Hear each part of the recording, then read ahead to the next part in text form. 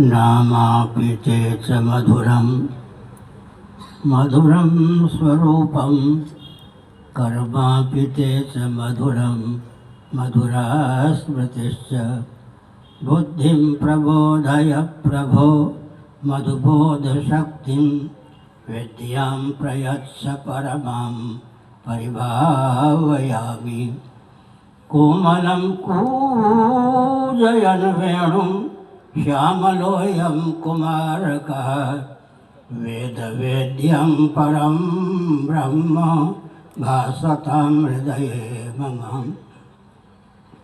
कूजन्तं राम रामेति मधुरं मधुराक्षरम् आरुह्य कविता शाखां वन्दे वाल्मीकिकोकिलम्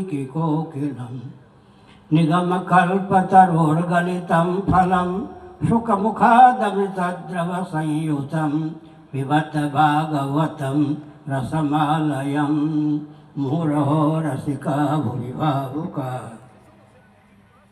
तृणादपि सुनीचेन तरोरपि सहिष्णुना अमानिना मानदेन कीर्तनीयः सदा हरिः नारायणाखिल गुरो भगवन्नमस्ते शिवाय नमः शिवलिंगाय नमः तन्मे मनः शिवसंकल्पमस्तु सर्वे भवन्तु सुखिनः। श्रीराम जय जय राम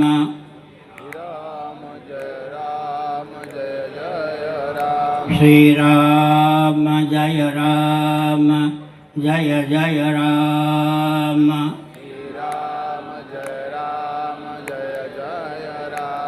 श्रीराम जय जय राम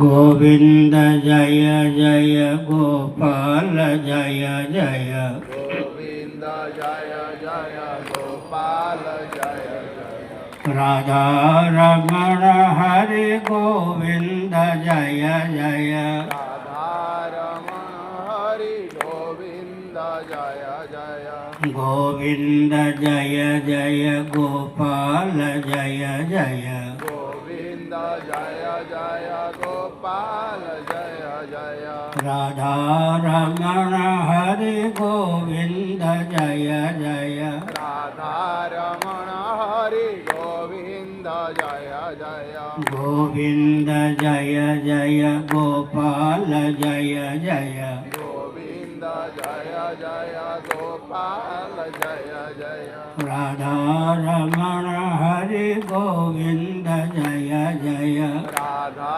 रमण हरि गोविंद जय जय हम भारत भव्य बनाएंगे हम भारत भव्य बनाएंगे हम हिंदू राष्ट्र बनाएंगे हम हिंदू राष्ट्र बनाएंगे हिंदू सर्व से मान सर तक हिंदू सर्व से महान सर्व तक भारत बृहद बनाएंगे भारत बृहद बनाएंगे स्वस्तिक चिह्नित सूर्य अंकित चिन्हित सूर्य केसरिया ध्वज लहराएंगे हम भारत भव्य बनाएंगे हम भारत भव्य बनाएंगे हम हिंदू राष्ट्र बनाएंगे हम हिंदू राष्ट्र बनाएंगे वंदे मातरम वंदे मातरम वंदे मातरम नारायण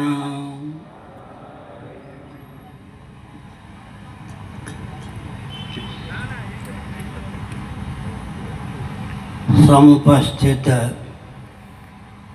समादरणीय संत वृंद,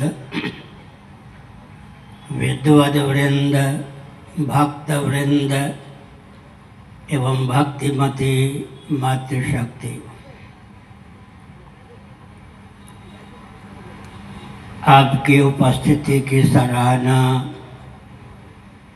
आपके अपनत्व की सराहना।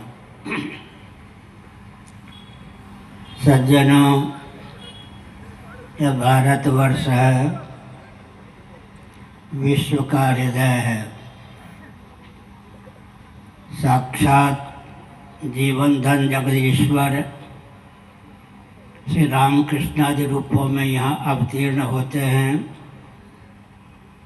साक्षात पराचित स्वरूपा संविद रूपा भगवती यहाँ राधा सीता रुक्मिणी आदि रूपों में अवतीर्ण होती हैं।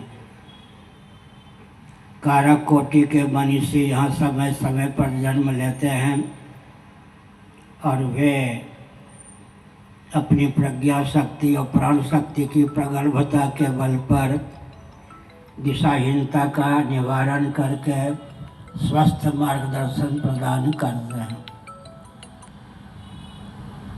हमारा आपका दायित्व है कि हम भारत के अस्तित्व आदर्श की रक्षा के लिए अपनी सहभागिता का परिचय दें, अपने दायित्व का निर्वाह करने में अप्रमत्तता का परिचय दें।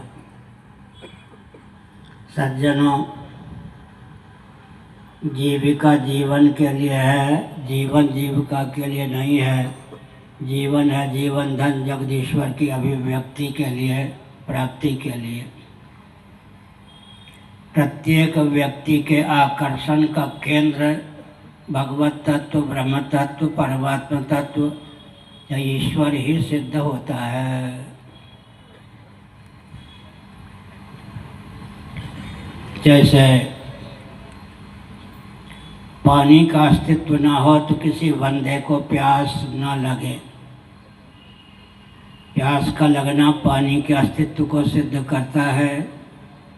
भूख का लगना भोजन के अस्तित्व को सिद्ध करता है। इसी प्रकार हमारी चाह का जो विषय है उसी का नाम जगदीश्वर है, परमात्मा है, भगवान है, परब्रह्म है। हम क्या चाहते हैं? ऐसा जीवन जहाँ मौत की पहुँच न हो, मृत्युंजय होकर हम शेष रहना चाहते हैं, मृत्युंजय होना चाहते हैं। हम चाहते हैं कि हमारी मेधा शक्ति कुंठित न हो, हम चिद्रूप होकर, ज्ञान स्वरूप होकर और ज्ञानप्रद होकर शेष रहना चाहते हैं। दैहिक दैविक भौतिक तापों से अतिक्रांत आनंद स्वरूप होकर हम शेष रहना चाहते हैं। हम सर्वज्ञ और सर्वशक्तिवान होना चाहते हैं। विचार करने पर यह तथ्य उद्भासित होता है कि हमारी चाह का विषय तत्पद का वाच्यार्थ और लक्ष्यार्थ ही सिद्ध होता है। ऐसी स्थिति में तदर्थेखिल चेष्टितम, हमारी हर चेष्टा भगवदर्थ ही हो, तभी हमारा जीवन सार्थक हो सकता है। सनातन विधा भी ऐसी ही रही है और रहेगी भी। हमारे यहाँ भोजन बनता है भगवान को भोग लगाने के लिए, भगवती को भोग लगाने के लिए। हम भोजन करते हैं, देवी देवता को भोग लगा करके प्रसाद के रूप में उसे ग्रहण करते हैं।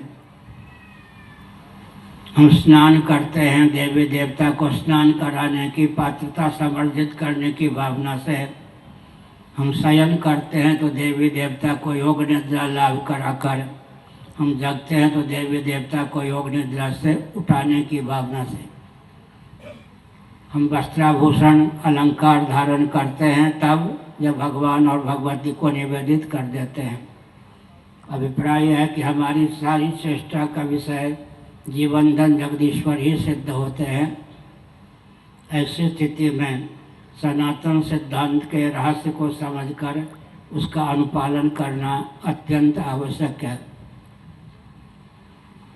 एक विचार करने की आवश्यकता है प्रत्येक जीव की चाह का विषय क्या है? अभी हमने संकेत किया, सदरूप होकर, चिद्रूप होकर, आनंदा स्वरूप होकर, सर्वज्ञ होकर, सर्वशक्तिमान होकर रहना, इसी का नाम ईश्वर है। हमारी चाह का विषय भगवत तत्व ही सिद्ध होता है। प्यास का लगना पानी के अस्तित्व को जिस प्रकार सिद्ध करता है, उसी प्रकार हमारी चाह का विषय जगदीश्वर है। इस रहस्य को समझने की आवश्यकता है। यह भारतवर्ष है, कहने की आवश्यकता नहीं कि यहाँ मातृशक्तियाँ हैं, इनकी बहुत महिमा है माताओं की। प्रायः आजकल हम कहा करते हैं कि कौन साहस करेगा कि जगदीश्वर के कान ऐंठ दे, जगदीश्वरी के कान पकड़ ले। लेकिन ये मातृशक्ति ऐसी हैं जो जगदीश्वर को लाला बना देती हैं, जगदीश्वरी को लाली बना देती हैं। बाल लीला में कोई हरकत करें तो कान भी गर्म कर देती हैं। इससे बढ़कर मातृशक्ति का सम्मान क्या हो सकता है? जगत जननी को जन्म देने की योग्यता सनातन सिद्धांत में स्थानित भारत के देवियों को प्राप्त है। जगदीश्वर के भी कान पकड़ने की योग्यता, जगदीश्वर को भी लाला बनाकर जन्म देने की योग्यता मातृशक्ति में है। इसलिए भारत की देवियों का बहुत महत्व है, मातृशक्ति का बहुत महत्व है। हमारा सिद्धांत, दर्शन, विज्ञान, व्यवहार तीनों दृष्टियों से अत्यंत परिपुष्ट है। इसीलिए कोई किसी भी काल में चुनौती दे नहीं सकता है। उस सिद्धांत को समझने की आवश्यकता है। आज का विज्ञान कहाँ तक पहुँचा है? वो विज्ञान भी हमारे शास्त्रों के आधार पर ही विकसित हुआ है। Matter is nothing but energy. हमारा विज्ञान इससे भी ऊपर है, यहीं विराम नहीं है। Energy is nothing but soul, soul is the super source of energy. सभी शक्तियों का उद्गम स्थान भगवत तत्व, ब्रह्म तत्व या परमात्मा तत्व है। ऐसी स्थिति में उस परमात्मा में मनोनिवेश करना आवश्यक है। हम भगवान को निर्गुण निराकार भी मानते हैं, सगुण निराकार भी मानते हैं, सगुण साकार भी मानते हैं। एक विचित्र बात है, भगवान निर्गुण निराकार हैं, निर्गुण निराकार होते हुए वे सगुण साकार हो जाते हैं, सगुण निराकार होते हुए वे सगुण साकार हो जाते हैं। कुछ सज्जन अवतारवाद को नहीं मानते। उनका कहना है कि भगवान अवतीर्ण नहीं हो सकते हैं। उनको ध्यान देना चाहिए कि जब आप भगवान को सगुण निराकार मानते हैं, सगुण मानते हैं, जिसका अर्थ है कि सगुण का मौलिक स्वरूप निर्गुण ही है। जैसे साकार का मौलिक स्वरूप निराकार है, वैशेषिकों का ईश्वर, नैयायिकों का ईश्वर, शेष्वर सांख्यवादी योगियों का ईश्वर सगुण निराकार सिद्ध होता है। सगुण कहने का अभिप्राय है कि उसका मौलिक स्वरूप निर्गुण ही है। तो भगवान निर्गुण निराकार भी हैं, सगुण निराकार भी हैं, सगुण साकार भी हैं। इस तथ्य को समझने की आवश्यकता है। शास्त्रों में कहा गया है कि नाद बिंदु कलातीतम, भगवान गुरु रूप में अवतीर्ण हैं। नाद बिंदु कला से अतिक्रांत भगवान का स्वरूप है। इस समय जो हमको एक शरीर प्राप्त है, स्थूल शरीर, जो एक दिन शव के रूप में परिलक्षित होता है, एक कला रूप है। सूक्ष्म शरीर जिसको लिंग शरीर भी कहते हैं, आतिवाहिक शरीर भी कहते हैं, पंच कर्मेंद्रियाँ, पंच ज्ञानेंद्रियाँ, पंच प्राण, अंतःकरण चतुष्टय का संवेद स्वरूप सूक्ष्म शरीर है। वह सगुण निराकार है और भगवान तत्वतः निर्गुण निराकार ही सिद्ध होते हैं। निर्गुण निराकार होकर भगवान सगुण निराकार हो जाते हैं। अंतर्यामी के रूप में भगवान सगुण निराकार है, तो समय समय पर रामकृष्ण आदि के रूप में अवतीर्ण भी होते हैं। एक विचित्र बात है, उस पर ध्यान केंद्रित करना आवश्यक है। यदि काष्ठ में या पाषाण में पहले से अग्नि विद्यमान न हो तो कोटि कोटि यांत्रिक मांत्रिक तांत्रिक विधा का अवलंबन लेकर भी कोटि कोटि कल्पों में भी उसे साकार न किया जा सके, उसको अभिव्यक्त करना संभव नहीं है। इसका अर्थ होता है पावक जुग सम ब्रह्म विवेकु एक दारुगत देखिए एको। गोस्वामी तुलसीदास जी ने कहा जैसे अग्नि का अव्यक्त और व्यक्त दो रूप है, वैसे ही हमारे भगवान अव्यक्त भी हैं और व्यक्त भी हैं। कल्पना कीजिए काष्ठ है,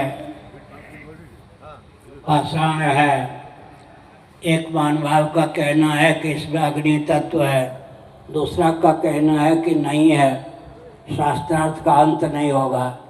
लेकिन घर्षण के द्वारा जब काष्ठगत पाषाणगत अग्नि को प्रकट कर लिया जाएगा तो मानने की व्यवस्था होगी कि यदि पहले से काष्ठ में या पाषाण में अग्नि तत्व की विद्यमानता न होती, कोटि कोटि मानसिक तांत्रिक यांत्रिक विधाओं के द्वारा भी उसको हम व्यक्त नहीं कर सकते। भगवद गीता के दूसरे अध्याय के आधार पर विचार करें तो व्यक्त और अव्यक्त, अव्यक्तादीनि भूतानि व्यक्त मध्यानि भारत, अव्यक्त निधनान्येव तत्र का परिदेवना।